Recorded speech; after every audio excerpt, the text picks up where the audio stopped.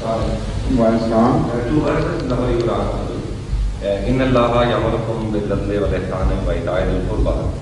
And the second verse is that يَا أَيُّهَا الَّذِينَ آمَنُوا لَا تَتَّخِذُوا الْيَهُودَ وَالنَّصَارَى أَوْلِيَاءَ. My question is that when we deal with the Pakistani ulama or people who are taking active part in present persecution, which of these two verses should regulate our behavior? Or can we apply both? Both are in accordance with each other. Completely according to each other. They don't stand at odds with each other at all. So there is no question of which.